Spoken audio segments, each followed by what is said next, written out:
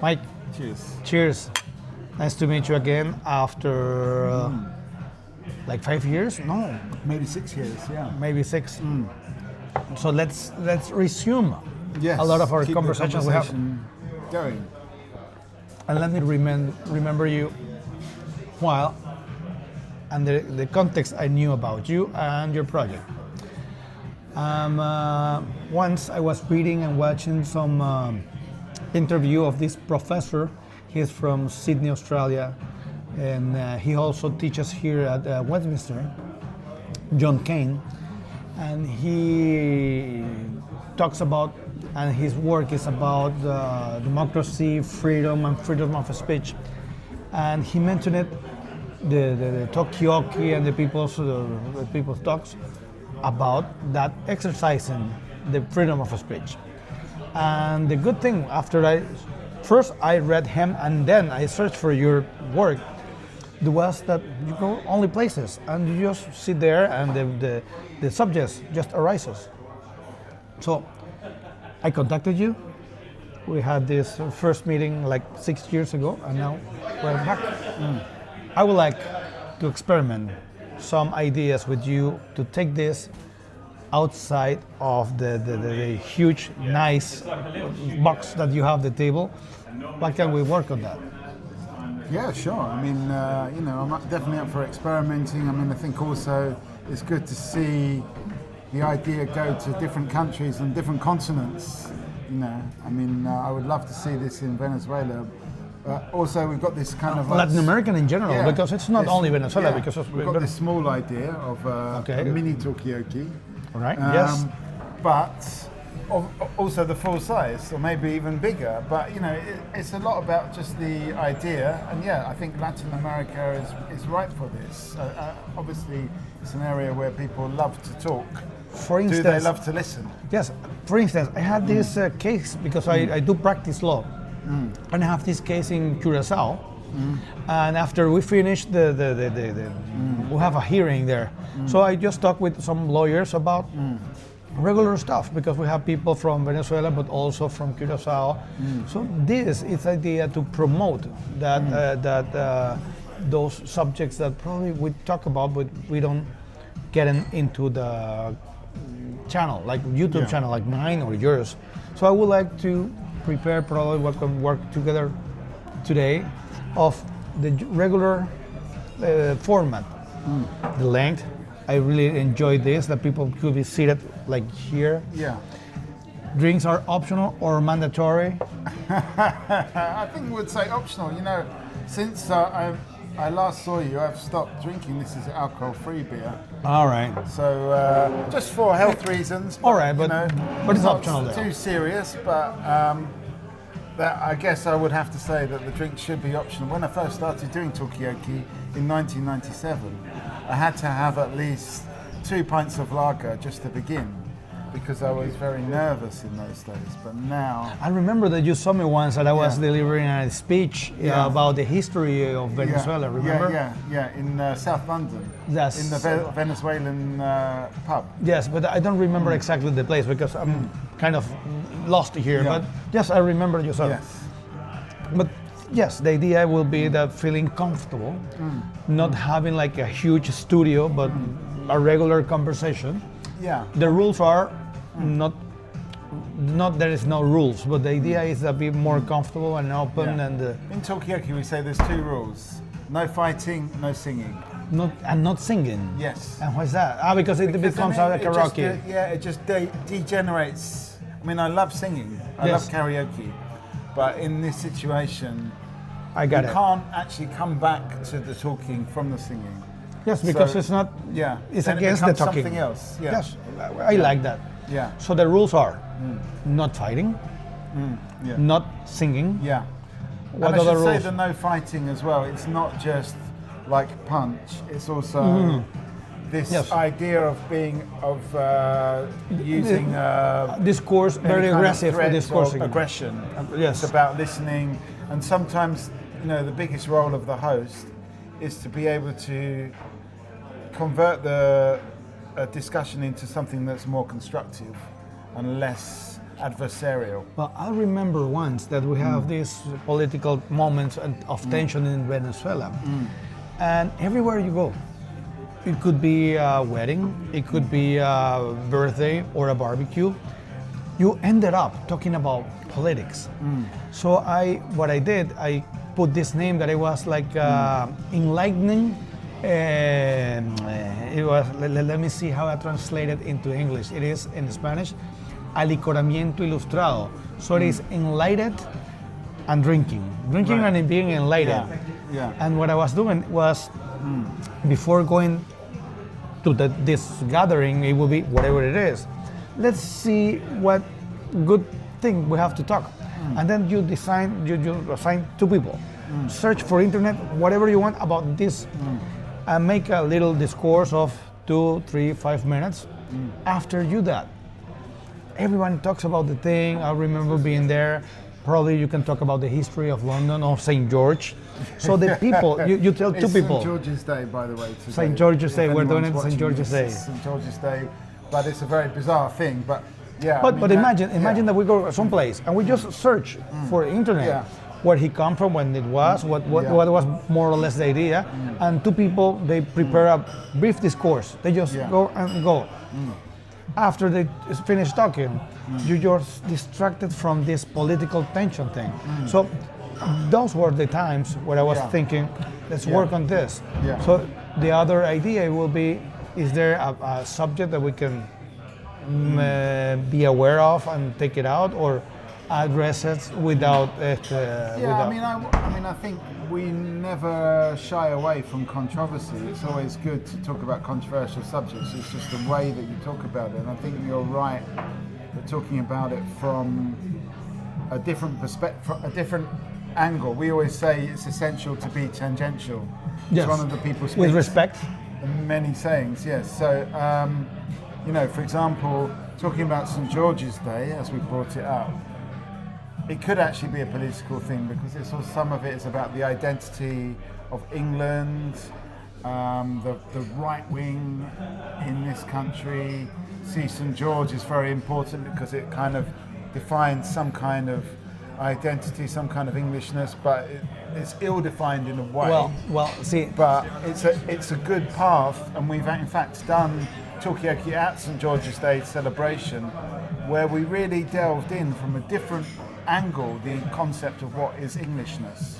but at the same time, see how this idea of talking about St. George's, for me, that I'm outside, I'm learning history and culture, and probably I'm not very deep into the tensions that could release this subject, and that could happen everywhere, because Yeah, sure, but sometimes that's also good, because sometimes if you ask an innocent question, you can actually uncover something that is too sore or too tense for somebody that's got more knowledge or appears to have more knowledge.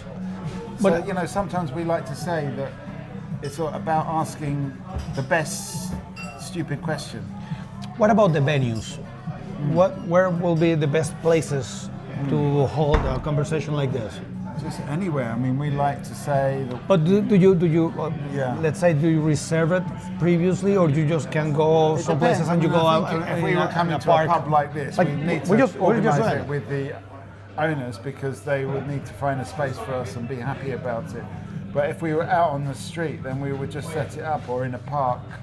Sometimes we do that. We just set it up and just go. Is it necessary, for instance, here in London, to ask for a permission or something to do something like that, or No, I mean, you're the legal guy, but Well, as far as I know, That's a it legal. is- That's you an need open a conversation. license- You need a license to have a music event, Right. but you don't need a license for a spoken word event. Another reason to get rid of the singing. Yes. But if you're just talking, then you actually don't need any license, No. because it becomes just part of a freedom of speech. And you are not charging anything. It's Yeah. not like a Yeah. public concert that you are As long as charging. there's no danger to public safety, I think it's fine to do anywhere. So, for example, out here on the street would be too busy, but if we were on a wider square or a street corner where there's lots of space, yeah, you can just do it. You don't need to ask permission.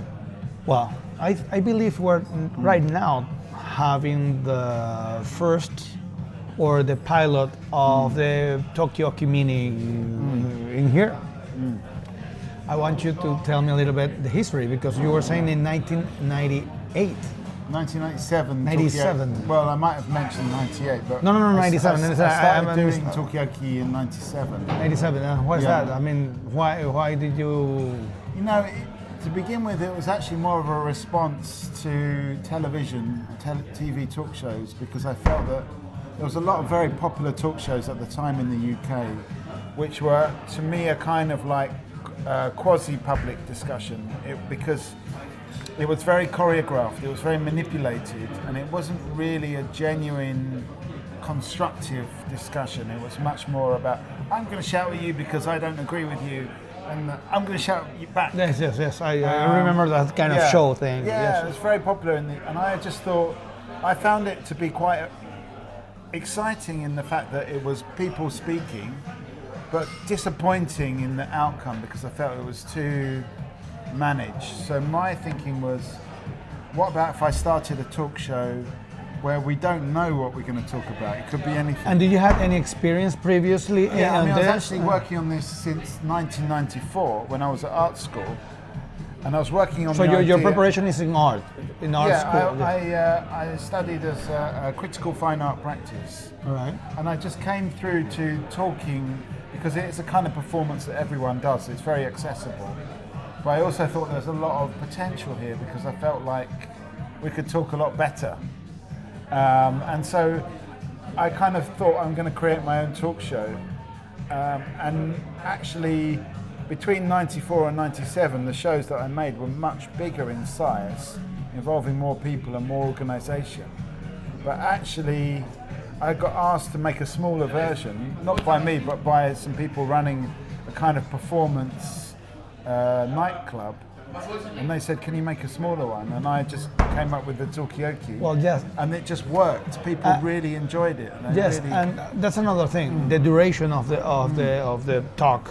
How long does it take? I mean, hours, minutes. Yeah, it can. I mean, the longer it goes on, the better, really. So because you get more connections, more layers, more nuance, and you know you've got a chance to get to know people and be very much more creative. So, for example, if we're at a festival, we can go on 8 or 9 hours, but in other events, it might be a typical length might be 2 or 3 hours. Well, you're talking about this, and I'm preparing some things in my head because there are some formats that people. If I see a video that lasts more than, because one thing is what's happening in real time, but another thing is that you can re-see it and people can get to know those ideas. People don't want to see more than 15, 20 minutes. Yeah. So the idea will be, even though it lasts hours and hours, have like sets You can within easily the divide 15 it. minutes, 40 minutes, 30 minutes. And there's like little key moments as well, which not that we do this, but there's a possibility to do. Most of the time we're too busy going to the next event or doing the next thing, so we don't. And there is actually thousands of recorded videos available online to be watched, but as you say, it's not in the right format because it's the little tiny snips that people these days are more interested in. But there's much potential, I think, Yes, but to hear what people have got to say. it's important to address the event, the live event, because that's a feeling, but also to have it, because I remember that one experience I had with some friend of mine. We had this huge content, and nobody went. Nobody. What we did, we put our cameras, we began to talk, and that was the most viewed videos in all the YouTube channel. So because of the content. So we have to either work or both for the experience, life experience, but also to this. That reminds me that I would like to stop here and continue, and so we don't have more than 15 minutes. Too much chat. We were saying about the length of the production, that we have to work for the life experience, but also for the YouTube experience that will remain. But also, it is not good to be preparing things and editing. It has to be very free. Yeah. How you do that? Do you have a post-production and you No, put we them? don't. And this is what I'm saying is we don't really. That is actually almost like a sort of a repository that's not used. So we've got. I said I've been doing this since 1997, which is 28 years. The first few years of recordings may be a bit sketchy, but we've got at least 20, 25 years of recordings, and it's really that's a gold mine because not only are there really interesting things that people say, but actually the attitudes of people over that time, including my own, have changed. Also, you can see how the whole concept has developed. So it's a very, very rich archive. But the problem is the resources that you'd actually need to delve into that. But I'm wondering if AI could be the thing to do that, because somehow it's it could maybe do the work of watching thousands of hours, of days, of weeks, and months of recorded video. Well, those are the challenges that we have to face right now. But one thing that I would like to, let's see, talk with you in this is how can we work together? Like, for instance, at this moment recording not more than 14 minutes. And let's say that I would like to put this in my channel, my personal channel, and I tell you, okay, do we use a special hashtag for promoting this? Do we create, let's say, people speak or Talkeoke mini or Talkeoke? Yeah, we can. I mean, we can do. I mean, I think it's just something that we can agree on. Maybe mini Talkeoke. I don't know, something like that. Yeah. Let's have some ideas. We'll have a think about it and see what actually would work. Yes, because let me tell you, a couple months or years ago, last year I think, I was asked to deliver a speech about certain thing, legal thing. I don't remember which one was it exactly. And the office of these people were near 3 universities. And I tell them, come with me. And we went to the 3 universities. Many of them are my students and so on. Hi, professor, how are you doing? Yeah. And then realize, still something sitting there. So if we had this format, like if we had this length thought, if we had this conversation before, we could do it directly like we just did. So, and it's not the same saying, well, it is going to be only seen in my YouTube channel or my Instagram profile, but also Talkeoke. Yeah, because it helps. Yeah. Because once you have a video, not only in your own country, but in other one, it helps to raise it up. Yeah, definitely. But also, it's nice to have the format, as I was saying before, in different languages, in different countries. And I think, whenever, for example, we did a residency at the National Theatre on the South Bank, which is just across the river from here, on the other side of the river, on the south side. And you're getting tourists from all around the world, but certainly the Latin American people, there's something about their culture where they're much more ready to be involved and to talk and to be part of something like that. Do you have that feeling? I definitely have that feeling, yeah. I mean, different cultures approach Talkeoke in different ways, but certainly anyone from that South American continent or Central America, they very... Also Hispanic, the heritage. Exactly, yeah. And Spain as well. I believe they have this Hispanic. Well, I have this friend of mine. That could be also a good start. I'm staying in London 3 days only, but I'm going to Madrid. And in Madrid, I have this good friend and professor and researcher that we can do this in Madrid. So it will be a good start. Yeah, I mean, maybe that is a stepping stone to get to South America. It is. So give him one of these cards. I can give you more if you want. Maybe I should. All right. Or what we do is also. Let's do something. Any more? No. Yeah. We prepare. Give me more. Más.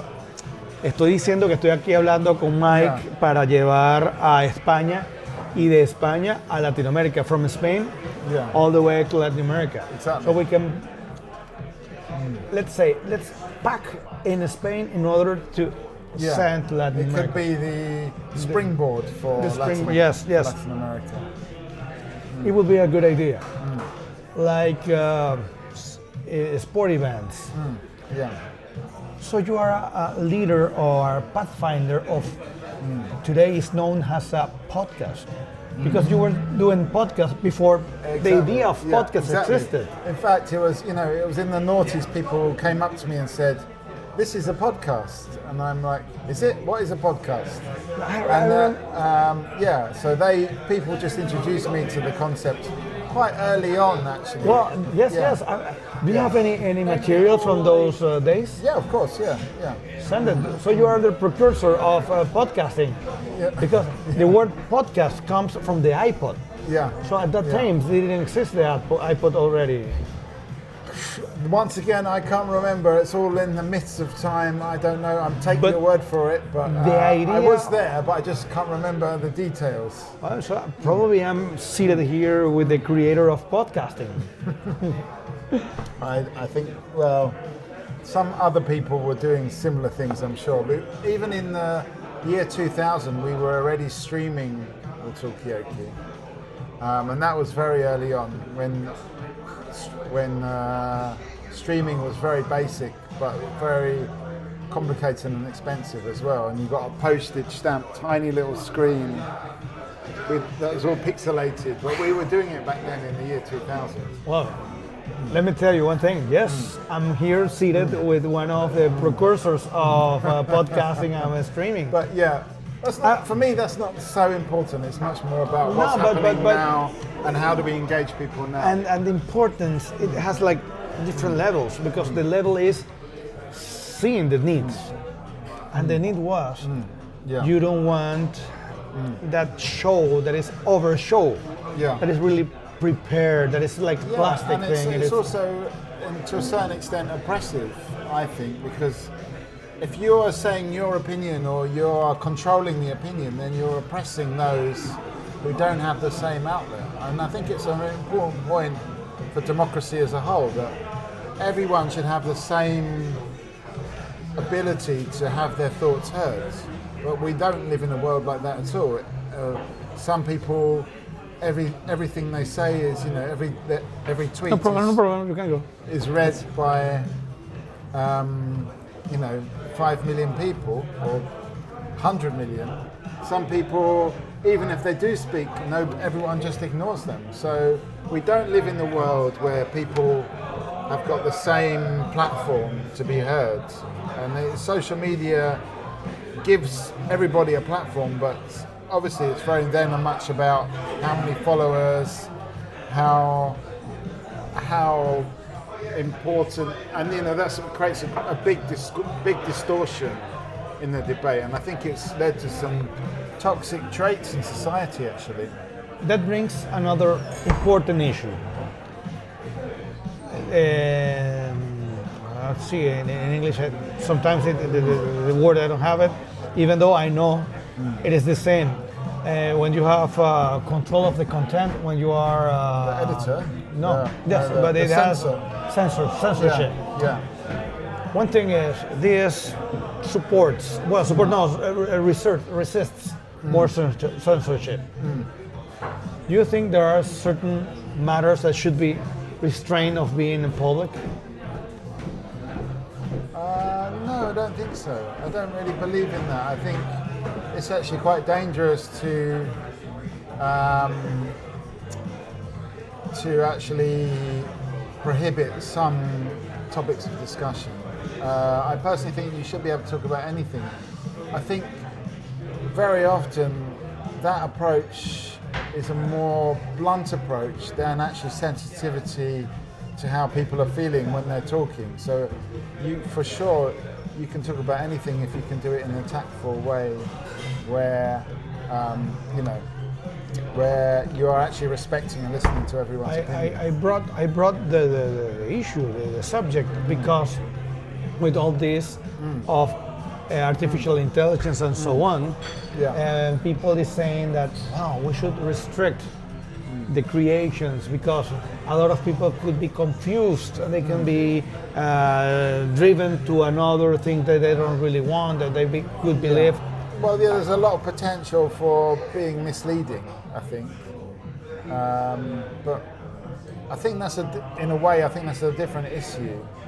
But yeah, I mean, I find it a little bit kind of crass and a little bit tasteless to see all this artificial intelligence generations, but I don't think it should necessarily be banned, or maybe it's more about communicating.